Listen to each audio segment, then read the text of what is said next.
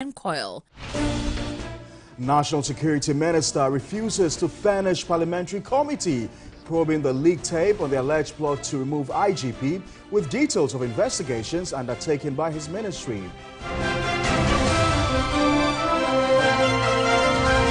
Also tonight, Kennedy, Japan retains #1 spot on ballot paper for new Patriotic Party November 4 presidential primary as contestants and election committee reach consensus on modalities. In business tonight, the rate of price increases slows for the first time in 5 months, easing pressure on the central bank for policy rate hikes. On the international front, more than 5,300 people killed after floods in Libyan city of Derna.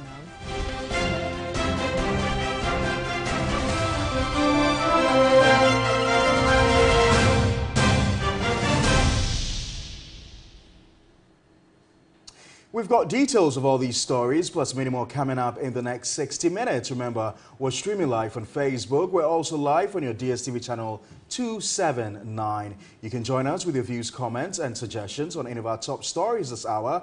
Feel free to visit any of our social media pages on Facebook and on Twitter. Now to our very first story, and the National Security Minister, Albert Kandapa, will not disclose the content of an interim report from the National Security regarding the leaked audio tape at the center of the alleged plot to oust the IGP. The minister told the committee that the document cannot be released because it remains classified. This came to light at a media briefing after an in-camera hearing of the committee in Parliament, which included the sector minister and key witness Na Bugri Nabu. There's more in the following report. Wednesday's hearing was conducted entirely behind closed doors.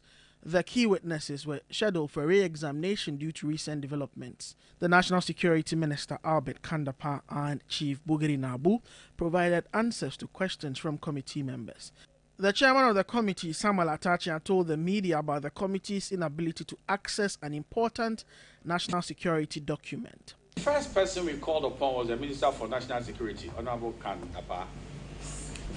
And the reason why we called him is that Superintendent Asari had confessed that he appeared before the National Investigation Bureau. So we will not do a shoddy job by not calling the minister who has superintendents over that bureau, the NIB. So he came to say, indeed and in fact, NIB called Superintendent Asari and the rest of them in relation to the same leaked tape, and they've done a lot of work on it. It's an interim report, but he will not share it with us, because if you care to know, it's a national security document, it's not declassified. He spoke about the IGP's absence at the meeting. Superintendent Asari, COP Mensa, and the rest of them, even Chief Bugri Nabu, they were present. The only person who couldn't show up was the IGP, although it was penciled for today. And then they agreed with what the Minister for National Security said. And then it was accordingly discharged. Atachia revealed the next plan of action for the committee. Because of the nature of what is happening, we want to do a thorough job and end quickly. The nation cannot be chewing on this matter for too long, because it has a bearing on the security of this country. The head of internal security, if you care to know, the Inspector General of Police, is part of what we are trying to interrogate, and we should end it as quickly as possible. The case has been adjourned to the 2nd, the 3rd, the 4th, and the 5th of October, without fail. Duke Bento Opoku, TV3 News, Parliament House, Accra. So we're going to stay a while longer on this developing story. Let's go live on Zoom to speak to Richard Kumado, who's a security analyst, consultant, I beg your pardon. He has years of experience working with the NIB, formerly the BNI. Thank you, sir, for your time, and good to have you on News 360. What do you make, first of all, of the decision taken by the Mr. Kandapa, who's the National Security Minister, not to disclose details of an interim report conducted by his good self or his outfit? You see, if you work within the security intelligence sector before, you will understand the point I raised the other day when the committee decided to call the Minister for National Security. The right person they should have called was the Director BNI or the Director NIB. It was his boys who did the investigation by picking up those guys who work within the offices of Buginabu. Calling the National Security Minister, you wouldn't get anything. And these are independent institutions that have different reporting lines and different investigation outcomes. I believe they serve the national security, and they wouldn't even give the national security the full report. So I'm not surprised National Security Minister showed up and said, I wouldn't give you any report, and it is not for everybody's consumption. The parameters of this committee is to authenticate the tape. And I think they must concentrate on that line and finish it up as quickly as possible. When the police, who is also a national security institution, get to National Security Council, parts of the reports that need to be shared for operational purposes will be shared for all the institutions that make up the National Security Council.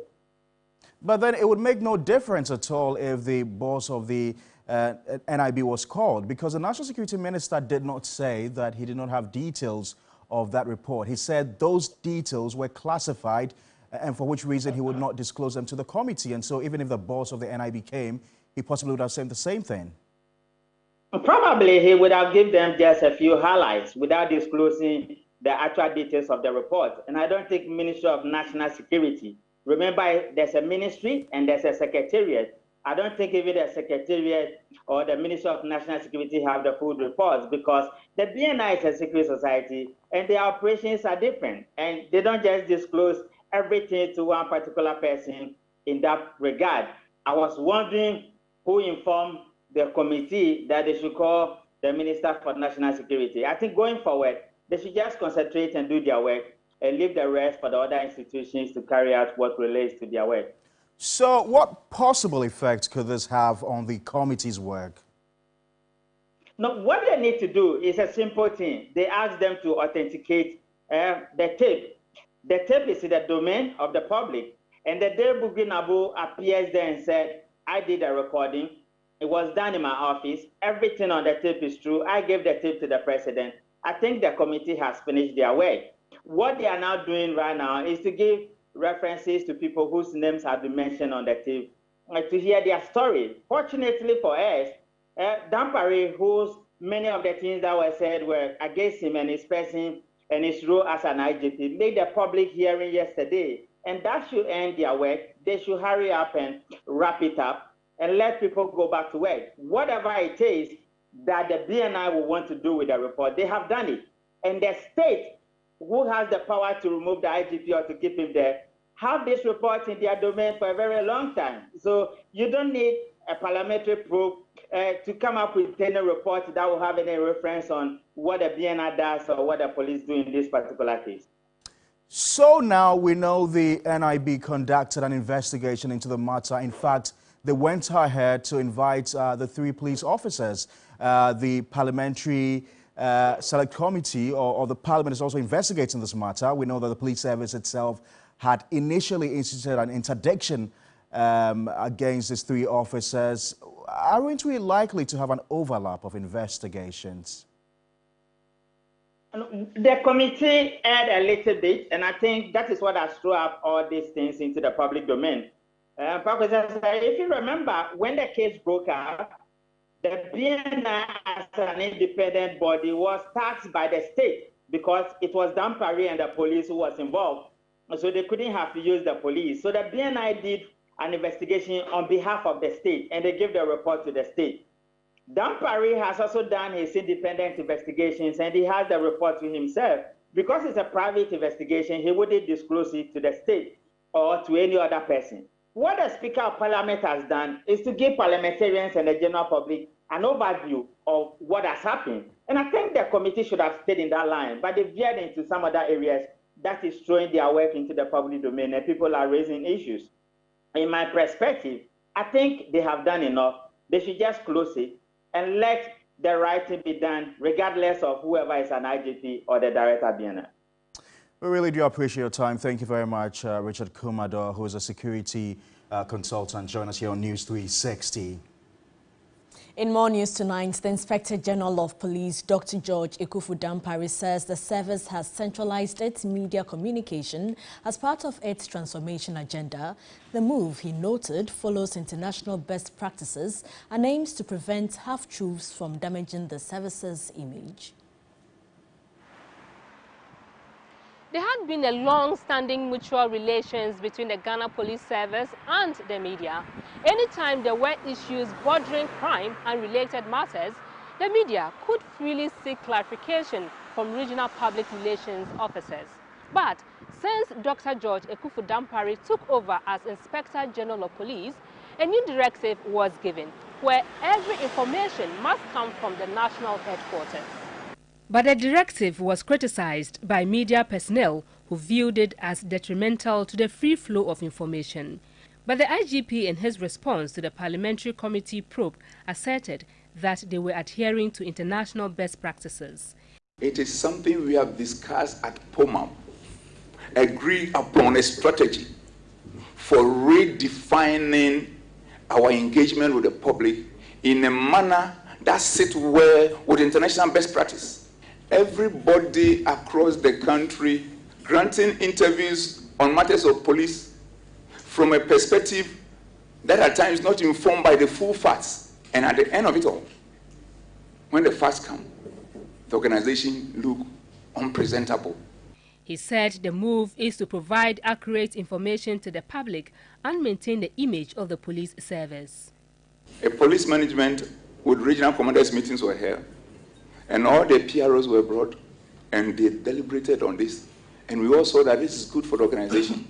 You see that in recent times, information from police across all our media space are delivered on matters as soon as we have the full facts that will inform the public to continue to deepen their trust, confidence, and respect for us.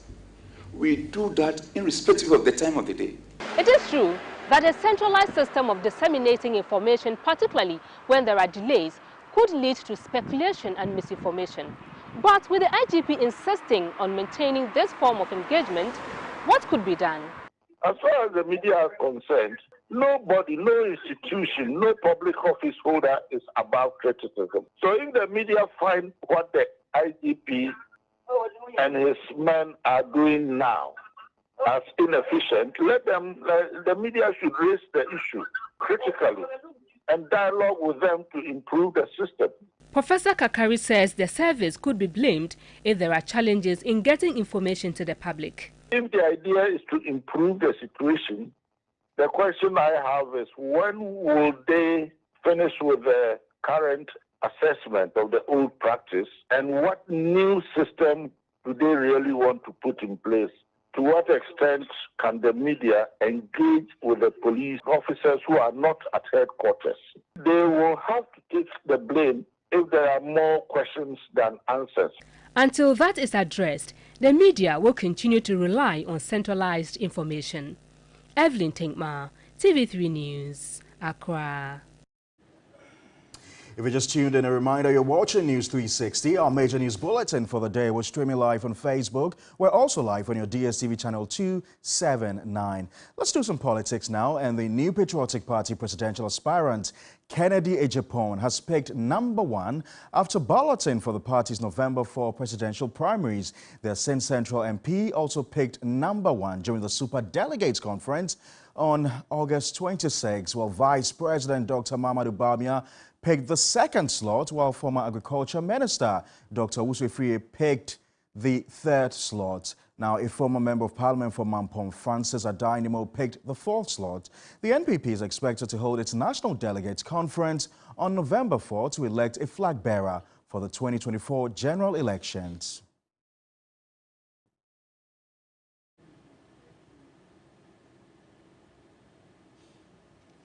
Meanwhile, the party's Presidential Elections Committee Chairman, Reverend Professor Aaron Michael Quay, says they have resolved a number of issues and requests made by the aspirants themselves.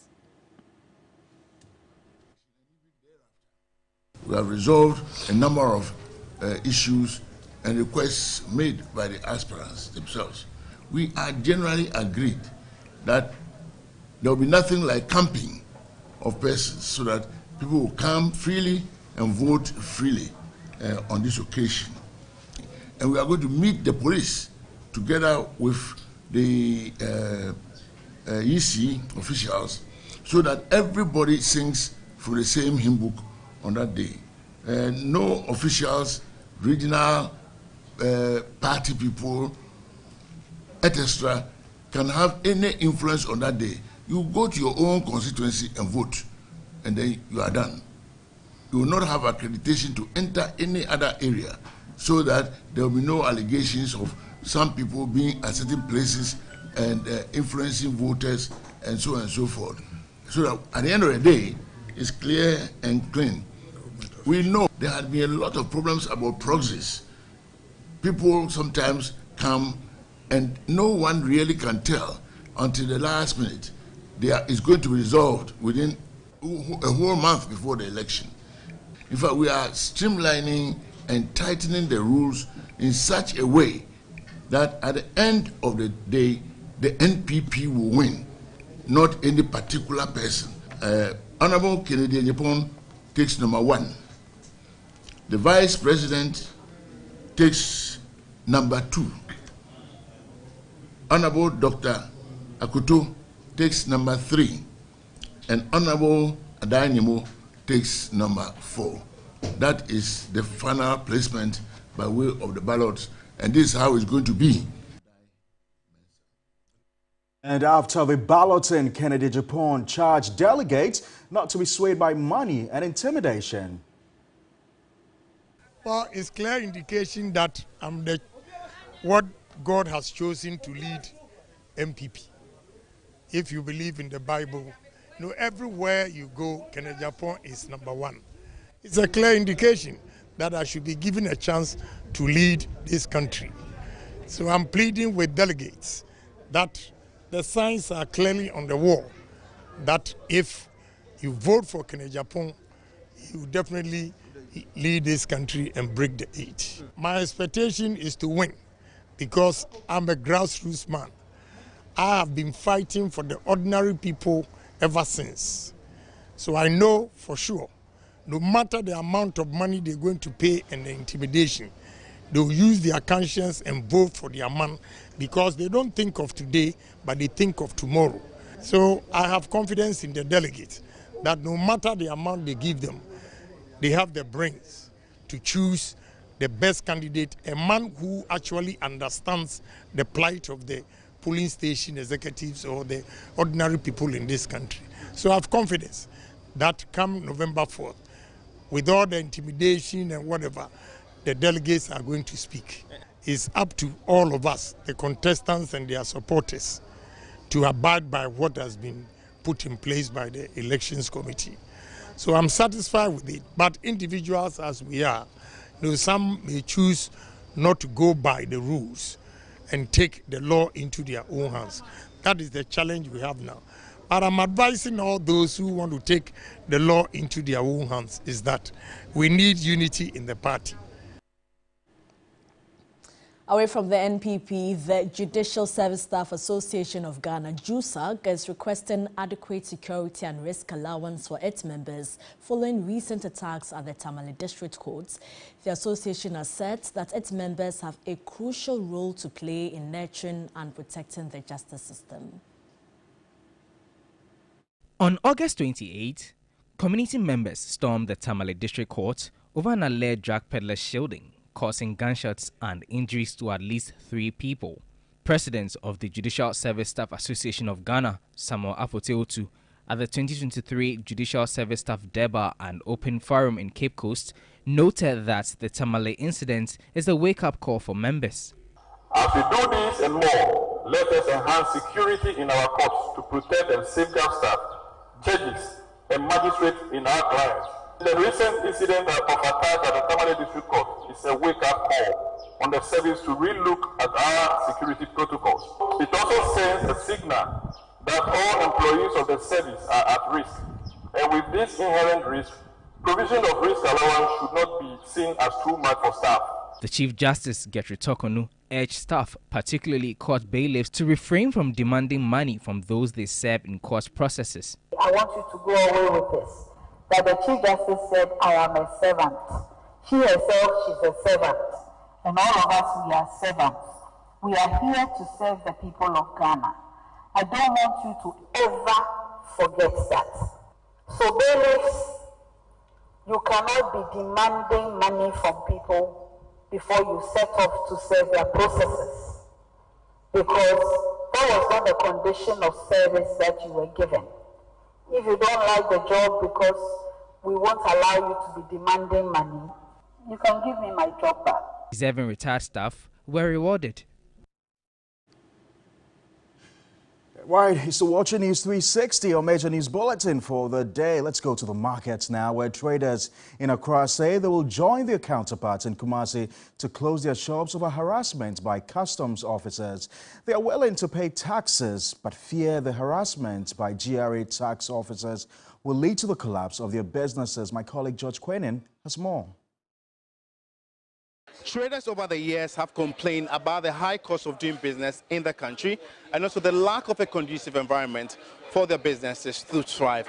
The latest on the back of this is the fact that traders in the Ashanti region have threatened to close their shops over harassment by customs officers. President of the Ghana Union of Traders Association, Dr. Joseph Obin, has thrown his support behind the decision by leadership of the Ashanti region. We are talking about ease of doing business, time of doing business, and cost of doing business. And all these things has been impeded and hindered by the actions of the customs or the GRE in Ashanti region. Already that region is suffering from lack of businesses, and this thing is going to even aggravate their problems. He touched on claims that the Ashanti region contributes poultry of what is collected in tax revenue. State organizations and all that have their branches there in Ashanti region, they pay their revenue or they pay their taxes in Accra. And so it's captured in Accra. So if you say that Ashanti region is not paying more, it's not based on scientific reasons. Here in Accra, traders say they are facing similar ordeal and they're also ready to close their shops. We are ready. Anytime the Kumasi people show the red flag, they also support. Nobody will waste the time. Electricals, Bosokai, or Kanshi people, we are all ready. What is happening is just GRAs frustrating traders. It's like you open your shop and then they send their people to your shop to sit with you, and then they said we are not writing the right VAT invoices, where I think it's not our fault because we pay VAT as people buy, we issue VAT. So as you are here, do you see anybody here? No.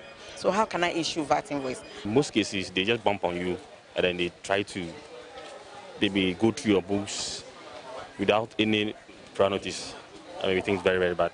Sometimes when we speak with the government, we sit with them, they don't want to listen to us. Okay. And as traders, we should form a united front to fight some of these things. Leadership of Guta says if the port is not accruing the necessary revenue, then there should be an overhaul of the entire clearance system. And also the tax net should be widened to ensure that we accrue the necessary revenue. Josh Quenin, TV3 News, Accra.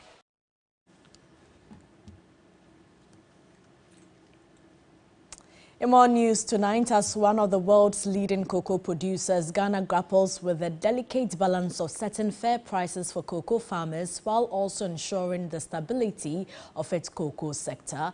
And political parties in Ghana frequently engage in campaigns centered around the promises to improve cocoa prices and support for farmers. Let's get a reaction from the NPP.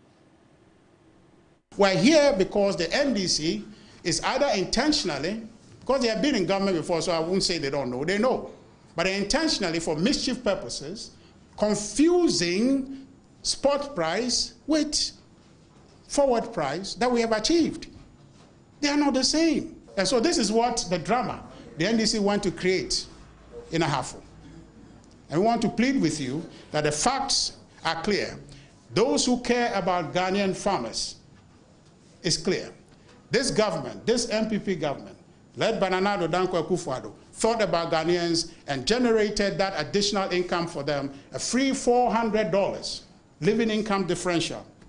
This government, for many years, the dream in the Cocoa Board Act to create a pension scheme for cocoa farmers. This government is realizing that dream. That's the government that thinks about Ghanaians. This government that introduced cocoa rehabilitation program to ensure that cocoa trees that yielded 10, 20 pods per tree can now yield 100, 300 and more. That's the government that thinks about people. So we are not just getting Ghanaians better market prices, but we are investing in ways that their yields will go up. That's a comprehensive approach. That is not gather in a huffle, in a church room and do propaganda. The irony of it's in a church room, misinforming people. Meanwhile, the ranking member on the Agri Committee of Parliament, Eric Opoku, insists that government is shortchanging farmers in the latest cocoa price increment. Now, speaking at a cocoa farmers' Deba at Dadiesoba in the Ahafo region, the Member of Parliament for Isunafo South noted that government should have made a better offer following the high price of the commodity on the world market. Price of 1,308 Ghana cedis, arguing that cocoa farmers should be paid at least 2,500 per bag. Sir, almost 25 million. Ebu amdema kuyafuwa 1,308.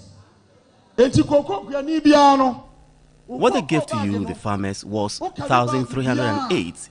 So for every bag of cocoa, President Akufo-Addo has deprived you of about 1,173 cedis.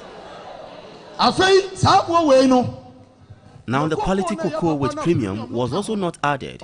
When you add the premium, it means government is benefiting more than 1,500 from your bag. I buy number 1,308, wafa 1,500 cedis. Abusafo 15 million bagi biya. The minority leader Kessel Atuforsen also criticized the NPP government for being insensitive and lacking interest in cocoa farmers, but promised that the NDC government, led by John Dramani Mahama, would address their issues when it regains power. Cocoa bag biara NDC fu yen hihye kahene ye wa bema enka bag biara ye de bama ho 225 million cedis na ye the premium atomodo ye de kaka ye bama 28 million Ghana cedis bag ho. The NDC government would have increased the price to 2,800 cedis. This government is insensitive. NDC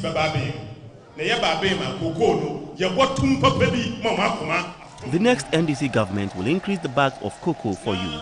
Be rest assured. Fertilizer free. Cocoa free. Spray free.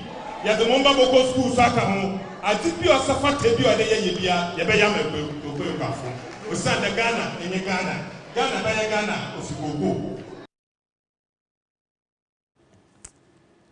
We have more news coming up shortly on News 360. Don't go away.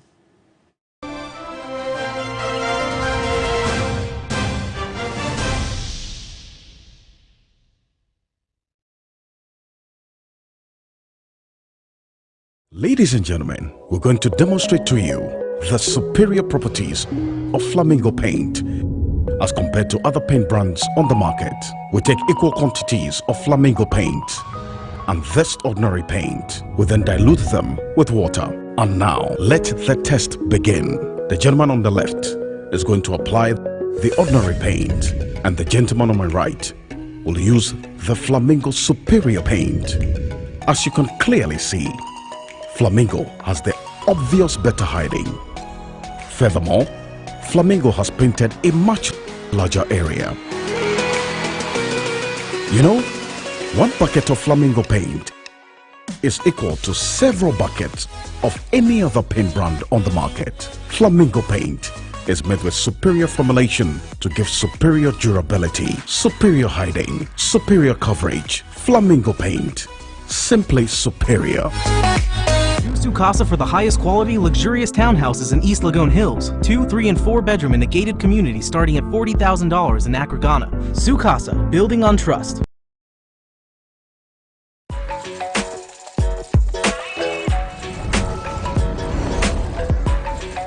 You are your own person, unique, one of a kind, special. That's why you deserve everything tailored to suit your particular taste, your preference, your needs.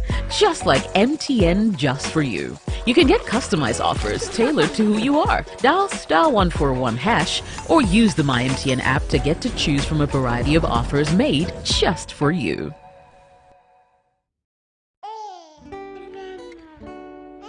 There are some moments that last forever because they happen only once. Like your very first day, your first day of school, your first successful bike ride. What's your child's next milestone? Auntie Mary's Gripe Mixture is here to ensure they smile through it all. Auntie Mary's Gripe Mixture has been keeping children smiling for more than a decade by relieving them from gastric pain, flatulence, minor digestive upset, and teething discomfort. Now, Auntie Mary's Gripe Mixture. Auntie Mary's Gripe Mixture is manufactured and distributed by Ernest Chemists Limited. This advertisement has been vetted and approved by the FDA. ECG is now cashless. My studio lights are always on. I never run out of power. With the ECG Power app, I'm able to report an issue, check my credit, buy power, all in real time whenever I need to. I don't worry if ECG vendors are closed. In the comfort of wherever I may be, I still keep my lights on thanks to the ECG Power app. You can simply use mobile money wallets, Visa or MasterCard. It does not attract e-levy. With the ECG Power app, you are totally covered. To download, go to the App Store or the Google Play Store. You don't have a smartphone? Don't worry. No internet? Don't worry. No data? Do not worry. Just dial *226#. This is what I call convenience in your hands. ECG Power app. A yes simple pa. Whenever you fly to space or take your first step as baby, SoftCare always stays with you. New SoftCare Space Series is rooted from space technology.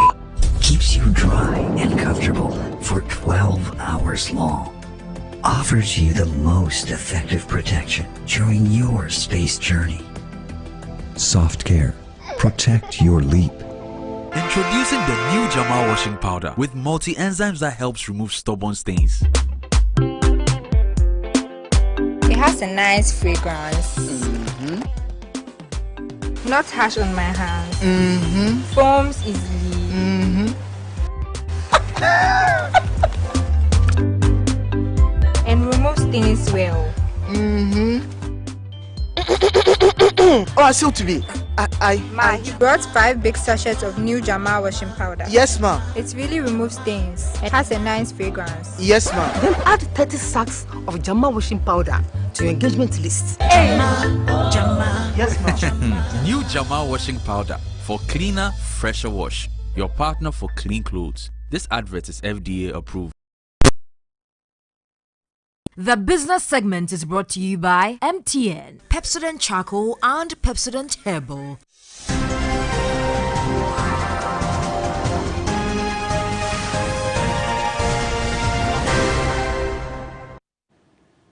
And it's now time for the latest in the world of business with Michael Ododu. Michael, inflation is falling. Yeah, after going on a 5-month hike streak, finally it's dropping a bit. Sure. Thank you. Good evening. Welcome to the business segment here on News 360. My name is Michael Obodu. Straight into our first story, as annual inflation rate fell in August to a 10-month low at 40.1% from 43.1% in July. This means between August 2022 and August 2023, the rate of price increase has dipped by 3% amid the cedi's stability. Foods such as cereals and cereal products continue to drive inflation. Prices of food such as vegetables, tubers, plantains, fish and seafood continue to drive inflation even as general price levels moderate. The rate of price increase has slowed for the first time in 5 months. Both food and non-food inflation relative to what we saw last month are slowing down. But if you look at it more critically, you see that the slowdown from a food perspective is much steeper than the slowdown in non-food. Specifically, we saw on a year-on-year basis between July and August 2023, food inflation slowed down by 3.1 percentage points relative to 2.9 percentage points from the perspective of non-food inflation. Imported inflation for August was 36.2%. Since August 2022, inflation for imported items have consistently been higher than inflation for locally produced items. And in the month of August 2023, we recorded inflation for locally produced items 42.4% and inflation for imported items 36.2%. As inflation slows, some analysts are of the view this will influence the central bank to maintain policy rate at its announcement. Meanwhile, the Ghana Employers Association has called on government to roll out a robust policy to reduce inflation. President of the association, Daniel Echampong, was reacting to current inflation rate, which has dropped from 43% to 40%. According to the Ghana Statistical Service, the year-on-year inflation rate for the month of July 2023 stood at 43.1%, which is still very high, compared to the same period in 2022, where it stood at 31.7%. The Monetary Policy Committee, at its 113th meeting held from 19th to 21st July 2023, increased the policy rate by 50 basis points to 30% from the then 29.5%.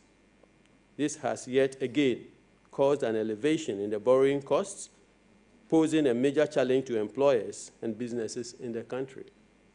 We urge government to work through the monetary and fiscal authorities to craft rapid, innovative policies that will help bring down the inflation rate for quick translation to low lending rates in the financial market to help boost businesses.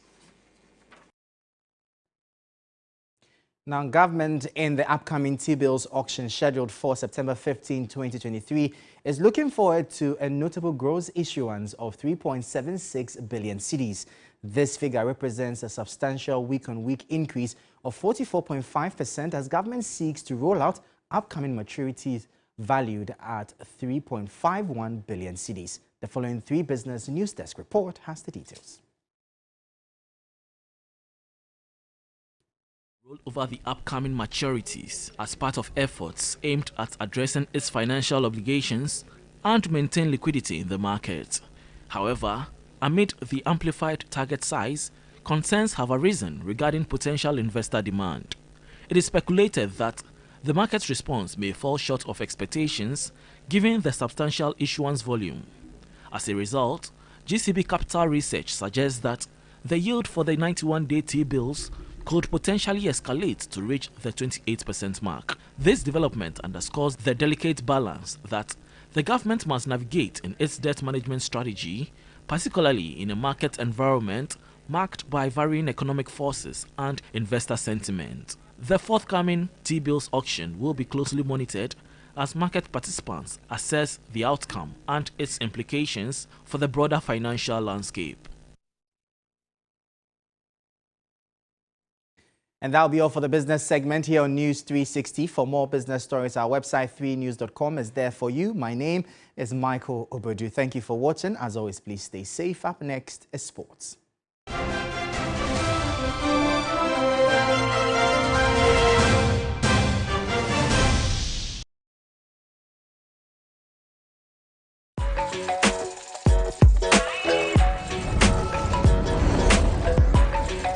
You are your own person, unique, one of a kind, special. That's why you deserve everything tailored to suit your particular taste, your preference, your needs. Just like MTN Just For You. You can get customized offers tailored to who you are. Dial *141# or use the MyMTN app to get to choose from a variety of offers made just for you. Pepsodent introduces charcoal and lemon essence. The unique combination of natural essences whitens teeth naturally for you and family because every smile matters. New Pepsodent Herbal. Introducing a unique combination of herbal extracts in an antibacterial toothpaste for strong teeth and healthy gums that protects your family and you. Every smile matters. Every child is so unique. You like no other. Outstanding in every way. It's me like no other. So anytime you walk and play, you like no other. You are special like Indomie. It's me like no other. Did you know that every child on the planet has their own unique fingerprint like no other? You like no other. I can play the drums. I'm talented. It's me like no other. I can sing. I can dance. You like no other. As well as their own unique talents and abilities. I can cook. I can paint. You like no other. Indomie. It's you like no other. So every day, in whatever you do, remember you are special in your own way, like no other. Thank you, Mom, for letting me know I'm special and for making me my special Indomie. Thank you, Mommy. Introducing Indomie Beef Flavor. Buy now. This advert is FDA approved. With Global, you order anything you want, and when you receive it, you celebrate it with your whole body. Because when that tasty grilled chicken is here, the weekend starts. The ingredients for your favorite recipe just in time.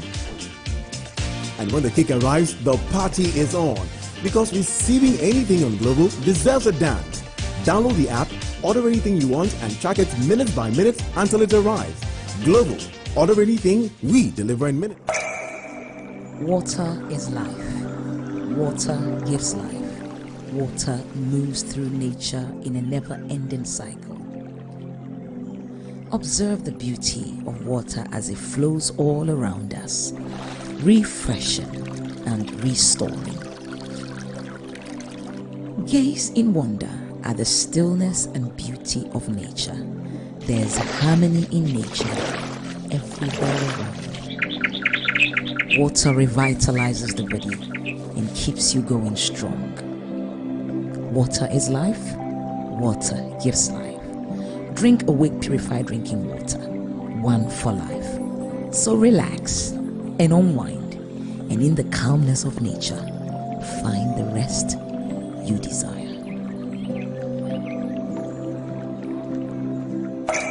For every bottle of Awake you buy, an amount to be donated to the National Cardiothoracic Center. This advert is FDA.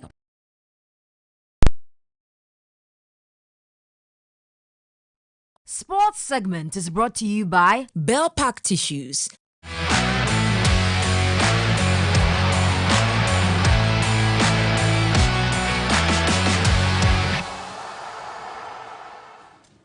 Time now for the very latest in the world of sports. Thierry Nyan, what's coming up?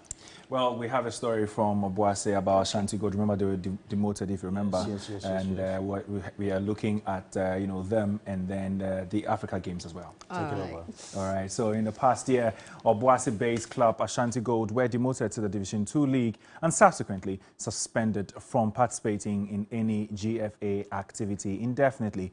My colleague Emmanuel Owusu went to the town, talked to the locals, and told the story.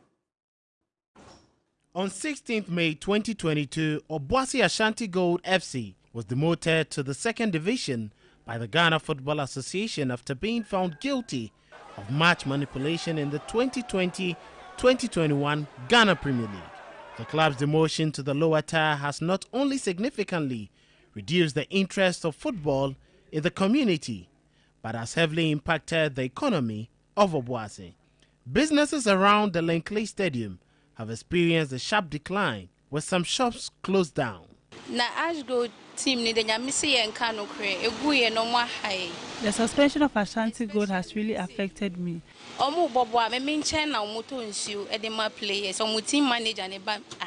The team manager used to buy water from me for the players during match days, and that has ceased for a year now. I used to make about 500 cedis in sales from my fried plantain business during their existence, but nowadays market is very slow because no football activity is taking place here. Market was great during their playing days, but nowadays, unless God's grace, it's difficult to make good money.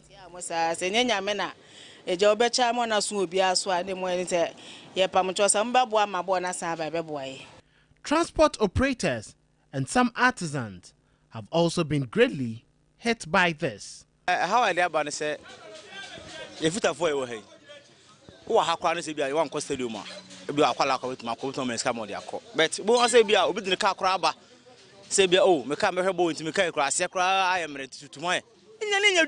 Supporters across the country used to come around to repair their cars before and after games, but these days they don't come around. Obuasi is not a happy place anymore.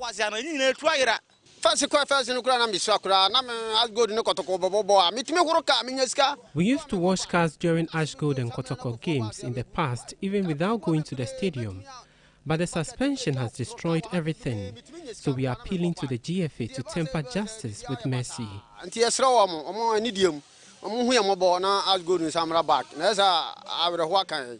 Despite the current situation, renovation works at the Obuasi Lenkley Stadium is ongoing. The club is hopeful they will be reinstated in Ghana's Top Flight League, scheduled to kick off this Friday, the 15th of September 2023. However, the case is at the Accra High Court and sitting will commence on the 11th of October 2023. Supporters of Ashanti Gold want the court and GFA to temper justice with mercy and reverse the club's demotion. Bro, I swear, I'm begging, like, we are begging, let them help us, like before. So Ash Gold will come back, like, everything will be, like, perfect like before. Like now, everything is very, very hard than before. Okay? Right. I'm begging, okay? Ya besre court, yesa gufom. Court jo gufom. Ghana mine, yesre mu ina Ash Gold air club. We humbly appeal to the courts and all Ghanaians to help bring Ash Gold back to the Ghana Premier League. Spare and forgive us on this and give us the chance to continue playing football. We can't let this facility go waste.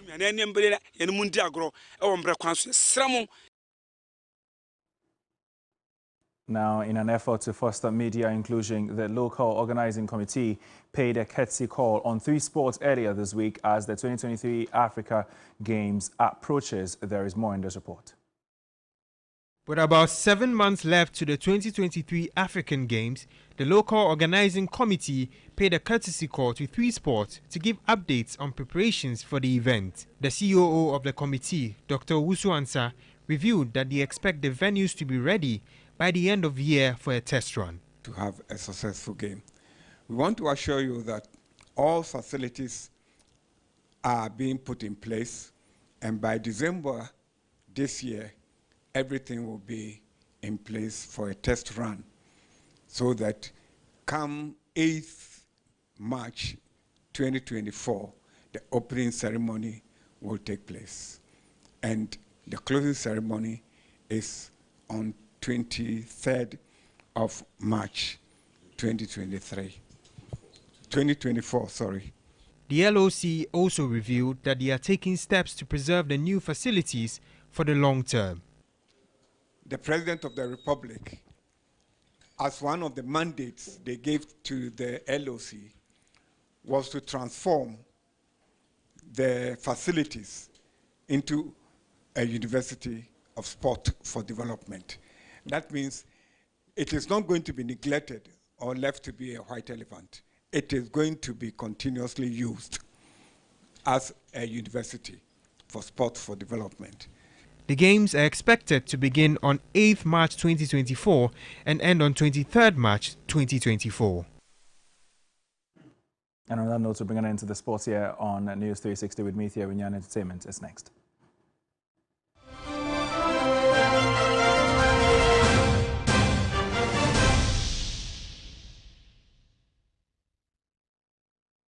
Are you tired of struggling with bad financial situations?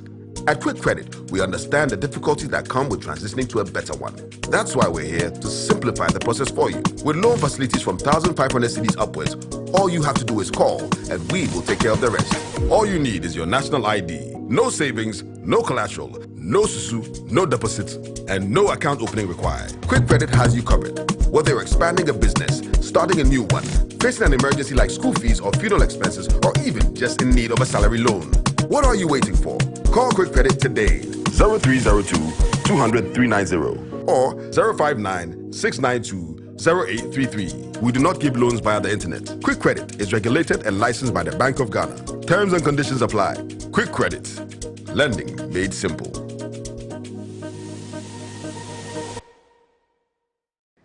Welcome to Vodafone SME Month. This year, the theme is Good to Great with Vodafone. Get ready to empower your business, evolve, and win exciting rewards.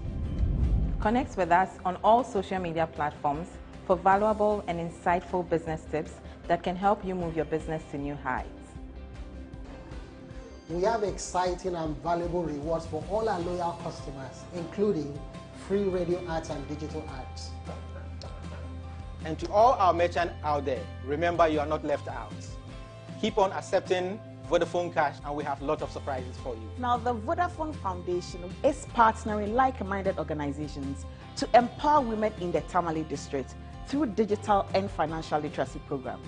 We will visit you, join discussions on strategies to enhance your enterprise. Also provide seamless support tailored to your needs. Be our guest at VB Runway, an impactful and insightful forum designed for businesses like yours to dialogue on challenges and solutions to building a resilient brand. One business, an industry first, has been meticulously designed to provide your organization with a complete communication package. Sign up this September and get 50% off.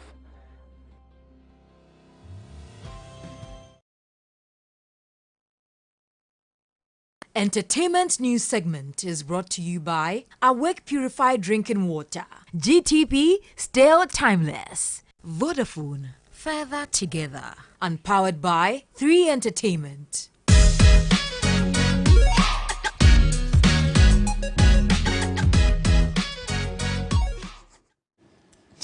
It's time now for the very latest. Anita, why are you smiling? I'm happy. You are? Yes. Why? Maybe because I'm seeing you. Really? Yes. I see. So I hear this all talk about Wendy Shea. Yes. So she was involved in an accident. Yeah, I think that was over the weekend. Yes, her manager has been talking. Okay, tell us more. It's quite juicy. Well, tell us. All right, my name is Anita Ikia Ekufu, and boss of Roughtown Records and Wendy Shea's manager, Ricky Nanajima, known popularly as Bullet, says he is saddened by claims that he kills his artist at the peak of their career. And breaking his silence after Wendy Shea's accident, obviously worried Bullet said his heart is clean, asserting that he is not into occultism. And they have seen it, and I've seen a whole lot of videos. Some are saying I'm into Illuminati. A lot I've seen videos, pastors saying I'm into occultism and I try to sacrifice my artists and a whole lot. And you know how hard this work is. Okay, so who will invest time, money, and everything into an artist, and when it's time to reap, the person will sacrifice or kill the artist? I don't understand this. You understand? Nobody will do that, not even the devil.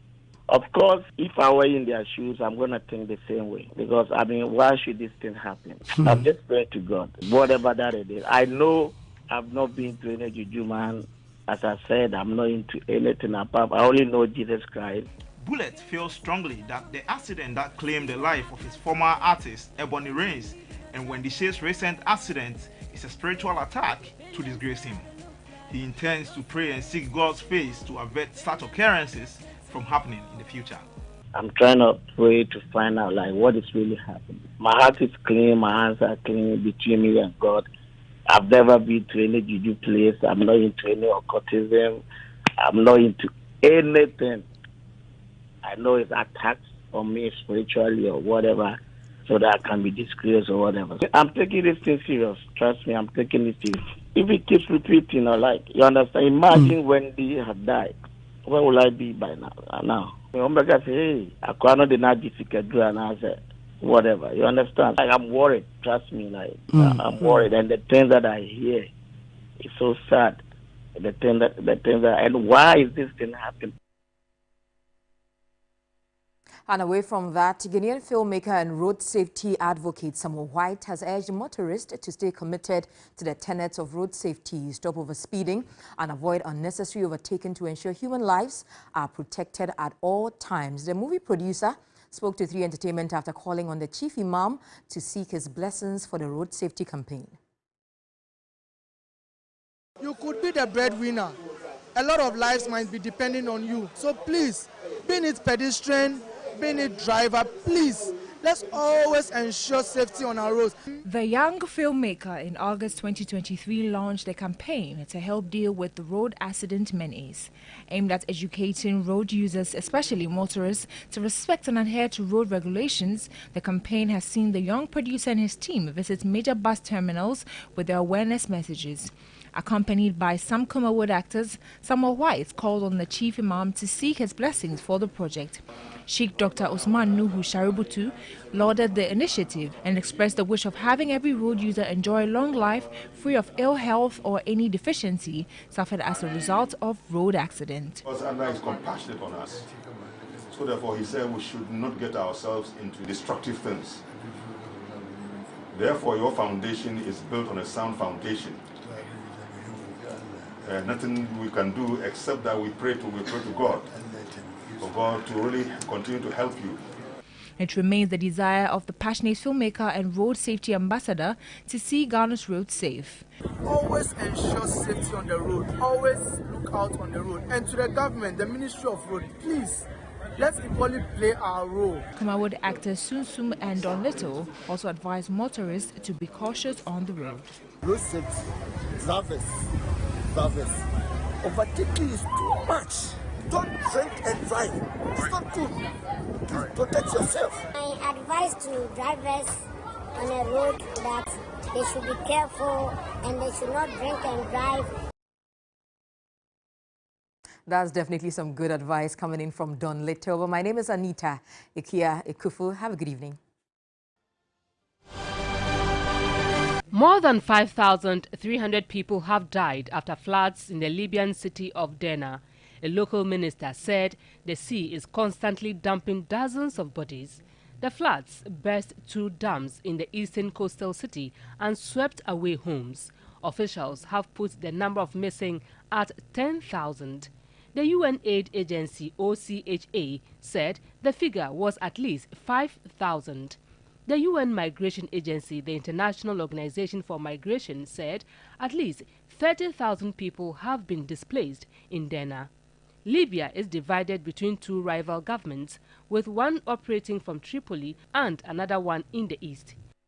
European Commission President Ursula von der Leyen says the bloc must engage more with African countries. In her annual policy speech to the European Parliament on Wednesday, she accused Russia of stirring chaos in the Sahel and saying military coup destabilized the region, making it prone to risk of terrorism.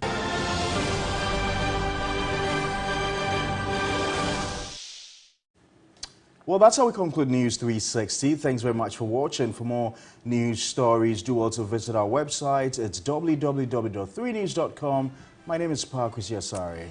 I am Portia Gabadu. Join us at 10 p.m. for Ghana Tonight. Good evening.